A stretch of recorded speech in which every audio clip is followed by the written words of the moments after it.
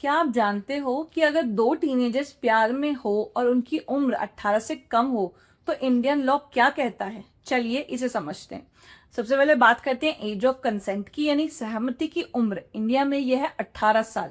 इसका मतलब 18 साल से कम उम्र में किसी भी सेक्सुअल रिलेशनशिप को कानूनी मान्यता नहीं है। इसका मतलब यह है कि 18 से कम की उम्र में दी गई कंसेंट को लॉ कंसेंट मानता ही नहीं है। इसके लिए पॉक्सो एक्ट बनाया गया है जो बच्चों को यौन शोषण यानी सेक्सुअल एक्सप्लॉयटेशन से बचाता है। अगर 18 से कम उम्र के बच्चों के बीच सेक्सुअल कांटेक्ट होता है तो ये एक क्राइम माना जाता है, चाहे दोनों की सहमति हो या ना हो।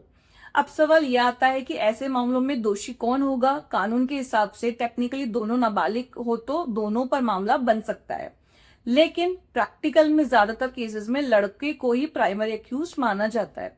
लड़की को विक्टिम माना जाता है क्योंकि उसकी सहमति कानूनी रूप से मान्य नहीं मानी जाती है। यह इसलिए क्योंकि कानून बच्चों को बचाने के लिए बनाया गया है। खासकर लड़कियों को, लड़कों को एक्टिव पार्टी माना जाता है, इसलिए उन पर कार्रवाई होती है। तो प्यार करना गलत नहीं, लेकिन कानून को समझना और राइट एज के रूल्स को फॉलो करना बहुत जरूरी है। ऐसा ना हो कि प्यार की वजह से लीगल ट्रबल में फंस जाओ।